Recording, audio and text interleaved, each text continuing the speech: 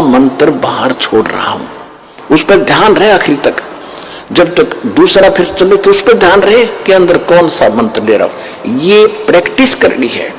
इसके करने से जब भी आप चाहोगे तुरंत शुरू हो जाएगा, और इस पर ये ध्यान भी रहेगा। जब मन चला गया तो सूरत नृत्य अपने आप रहेगी कि मैं कौन जाप कर रहा हूं, किसका है ये। इतने में ये तीनों चारों चीज इकट्ठी हो जाएंगी। और ऐसे जब अंदर लेते हो, ध्यान रहे मैं अंदर कौन सा मंत्र ले रहा हूं, सूरत रहे उसके ऊपर। तो ये है सूरत शब्द अभ्यास। एक परमात्मा कहते हैं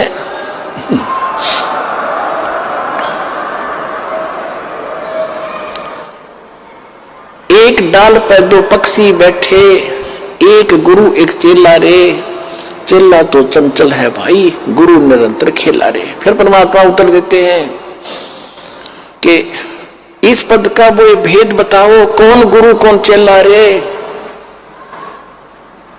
और फिर आपे उत्तर दे रहे हैं, कह कबीर सुनो भाई साधो, शब्द गुरु चित चेला रे, शब्द गुरु चित चेला रे।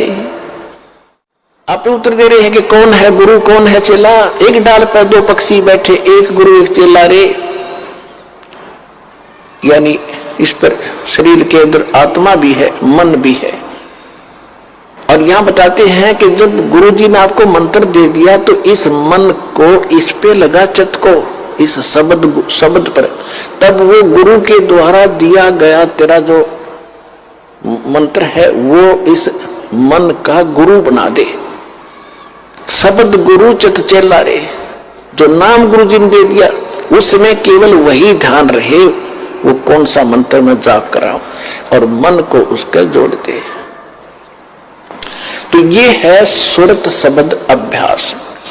यू एक बार आपने मंत्र इस ढंग से कर दिया, घना बड़ा नहीं है तो समझाने के लिए इतना विस्तार लगा है, सिर्फ इतना है, श्वास बाहर छोड़ा, कौन सा मंत्र जाप कर रहा हूं, बस अंदर कौन सा ले रहा हूं, अपना ध्यान गया तो सूरत नृत्य अपने आप आ गई इसके ऊपर। ये एक मंत्र बन गया आपका अनमोल, आपके खजाने में, भगवान के दरबार में, आपके अकाउंट में जमा हो गया।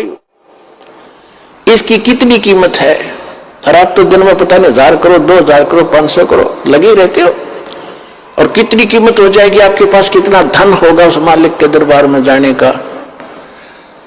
कहते सत्य नाम, उसे वाणी में गरीबदास जी ने स्पष्ट नाम लिखा है।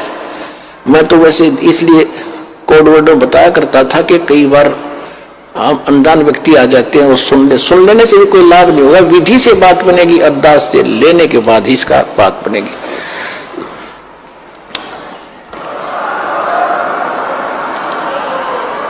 गरीबदास जी ने लिखा है, ओम सोहम पालड़ रंग होरी हो। मैं उसको सतनाम कह देता हूं कोड वर्ड और बनाने के लिए।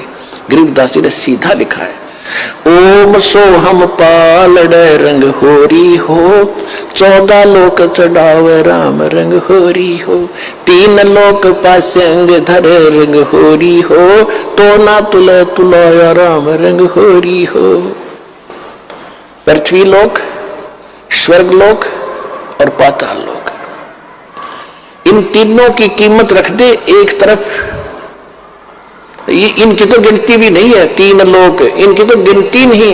ये कितनी कीमत है, जैसे एक छोटी सी स्टेट का कोई मंत्री बन जाता है, हो फूला नहीं समाता, पता नहीं क्या पा गया, मुख्यमंत्री बन गया, और 5 साल के बाद मुंह लटका के फिर बैठ जाएगा गोड्डा में सर दर के। राजा लोग भी हुए थे, पूरी पृथ्वी के शासक हो गए, अंत में गधे बने और यहीं छोड़कर चले गए। कहते परमा, और यह स्वर्ग के इंद्र का होता है, स्वर्ग का राजा, वो भी गधा बनता है अपना पूरा समय करके। परमात्मा कहते ये तो हमारे सौदे में नहीं, जिनको तुम बड़ी महिमा मानते हो, राजा बन गया, मंत्री बन गया, मुख्यमंत्री बन गया, तो बच्चे खेल रहे खिलौनों से। जिस दिन आपको ये ज्ञान होगा सच्चे भगवान का और सच्चे स्थान का और उस सुख का।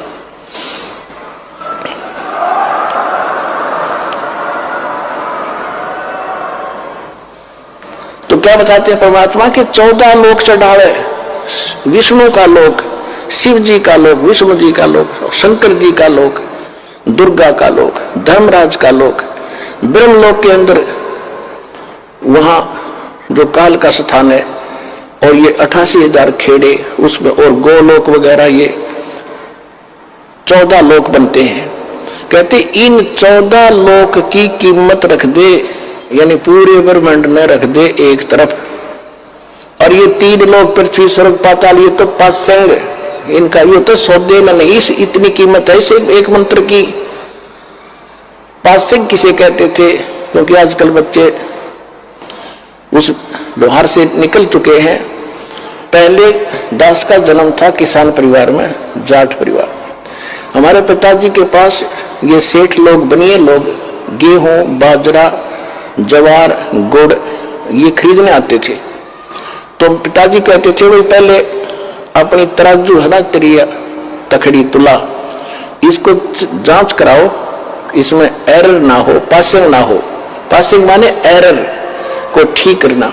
तो उस दिखाता था, उसमें कोई त्रुटि होती थी, जैसे गेहूं तोलना है तो गेहूं से 10-20 दाने लेकर दूसरी साइड में डाल देते थे, वो एरर खत्म हो जाती थी। उसको पासिंग कहते थे कि इतनी पासिंग बन गई इसमें, यानी 2 ग्राम 4 ग्राम 5 ग्राम जो गेहूं रखे थे वो पासिंग थे। पासिंग वो सौदे में नहीं थे, सौदा तो और रखा है, सैकड़ों मन सौदा तो उस तक करना, तोल गए, वो तो पासिंग दरी है उसका, वो सौदे में नहीं।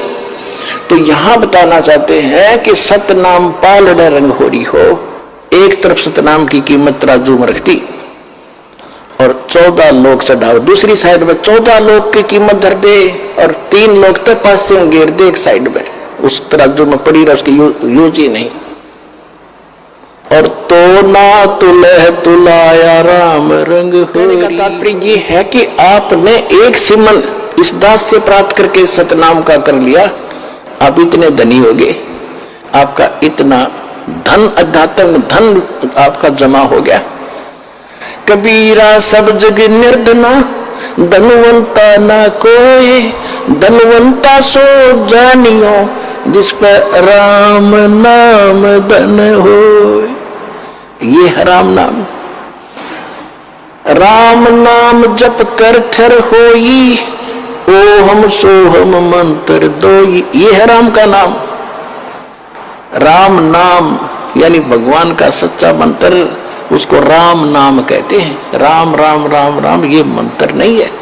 हम सतनाम सतसाहिब सतसाहिब कहते हैं, सतसाहिब मंत्र नहीं है, ये तो याद दिलाता है सच्चे साहिब की, और ये है वो मंत्र।